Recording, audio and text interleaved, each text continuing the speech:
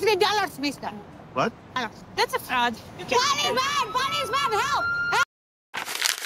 Hidup di kota sebesar New York memang penuh cerita. Buat sebagian orang, kota ini ibarat mimpi, lampu-lampu terang, kesempatan besar, dan harapan yang seakan gak ada habisnya.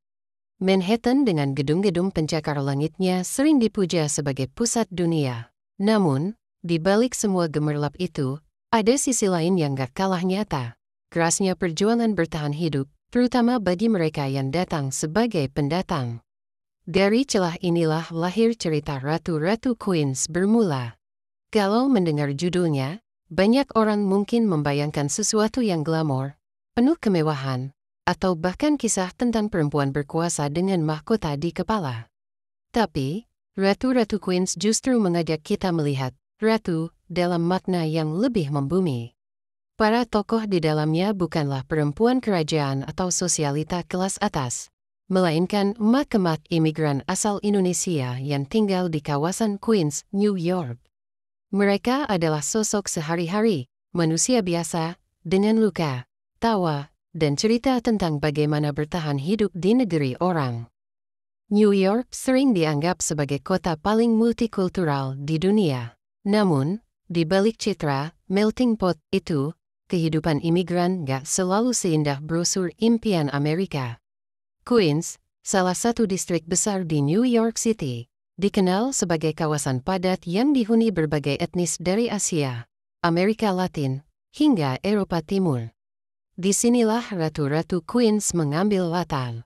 Berbeda dengan Manhattan yang selalu berkilau, Queens justru menampilkan sisi kota yang lebih membumi.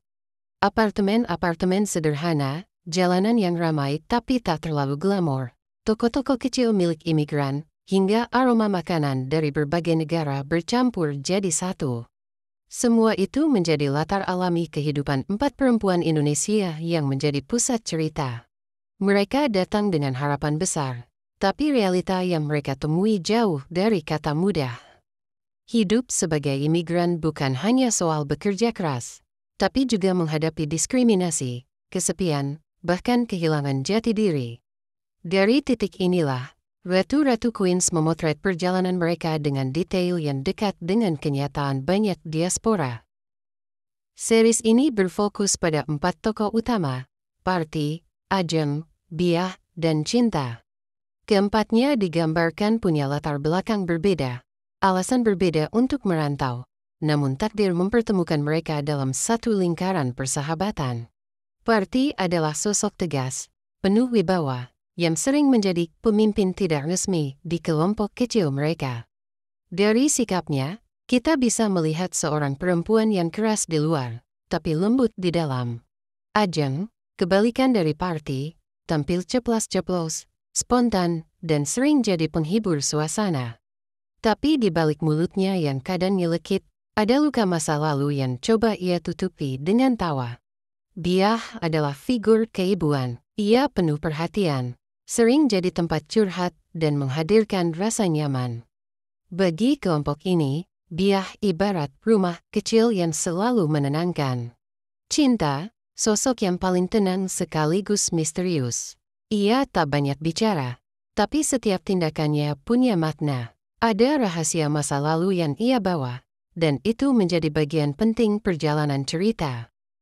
Meski mereka bukan keluarga sedarah, kedekatan yang tumbuh di antara mereka menciptakan ikatan lebih kuat dari sekadar persahabatan. Di negeri asing, di mana mereka sering dipandang sebelah mata, 4 perempuan ini menemukan kembali makna rumah melalui kebersamaan. Bagi penonton yang sudah familiar dengan film Ali dan Ratu-Ratu Queens, series ini akan terasa seperti membuka lembaran album foto lama.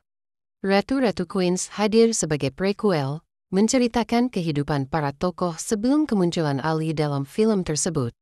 Kalau dalam film, kita melihat Ali yang datang ke New York mencari ibunya, lalu bertemu dengan para Ratu Queens yang menjadi semacam keluarga baru baginya.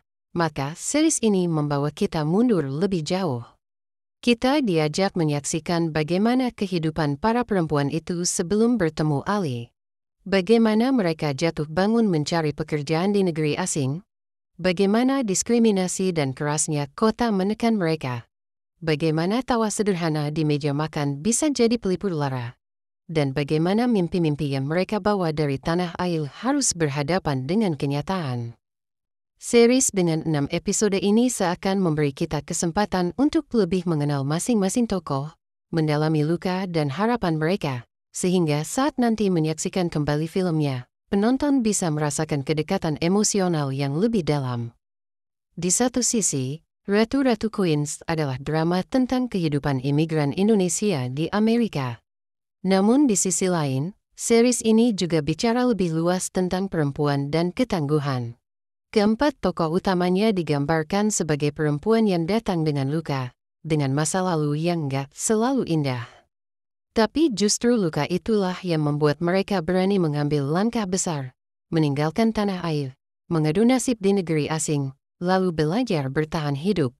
Yang menarik, cerita mereka bukan hanya soal sukses ala impian Amerika. Malah sebaliknya, banyak adegan menyoroti betapa berat perjuangan imigran kelas pekerja, pekerjaan kasar, gaji minim, diskriminasi bahasa, hingga status hukum yang kadang meragukan. Di titik ini, Ratu-Ratu Queens terasa sangat relevan dengan kenyataan. Kisah-kisah seperti ini jarang muncul di layar kaca Indonesia. Biasanya, imigran selalu digambarkan glamor, tinggal di apartemen mewah, bekerja di kantor megah, atau sukses besar di luar negeri. Ratu-Ratu Queens justru membalikkan mitos itu. Ia menyoroti imigran kelas bawah, yang kesehariannya lebih sering dihiasi peluh daripada pesta. Yang membuat Ratu-Ratu Queens istimewa adalah kemampuannya melampaui sekadar tontonan. Series ini menjadi semacam cermin, terutama bagi penonton Indonesia yang punya keluarga atau kenalan yang merantau. Banyak orang akan merasa terhubung dengan kisah perjuangan para tokoh, karena realita serupa terjadi di banyak sudut dunia. Lebih jauh, series ini juga bisa dilihat sebagai perayaan komunitas perempuan. Bahwa menjadi ratu bukan soal tahta atau mahkota, melainkan tentang bagaimana saling menopang, saling melindungi, dan menemukan kekuatan dalam kebersamaan. Di tengah dunia yang sering menempatkan perempuan pada posisi rentan, Ratu-Ratu Queens memberikan pesan kuat, perempuan bisa menjadi ratu bagi diri mereka sendiri, dan bagi orang lain, dengan cara sederhana, berdiri tegak di tengah badai kehidupan. Ratu-Ratu Queens bukan hanya kisah tentang imigran Indonesia di New York. Ia adalah kisah universal tentang manusia yang berjuang mencari tempat di dunia. Tentang perempuan yang menolak menyerah meski kenyataan keras menamparkan. Tentang persahabatan yang bisa menjadi rumah, bahkan di negeri asing yang dingin. Series ini menegaskan bahwa menjadi ratu bukanlah soal glamor, melainkan soal bertahan. Soal menemukan kekuatan di balik luka. Soal saling menopang ketika dunia luar terasa asing. Ketika akhirnya series ini tayang perdana di Netflix pada tanggal 12 September tahun 2025, para penonton akan diajak masuk ke dalam perjalanan emosional yang hangat, getil, sekaligus penuh tawa. Setelah menonton, kita akan menyadari bahwa dimanapun berada, selalu ada kemungkinan bertemu orang-orang yang bisa jadi rumah baru.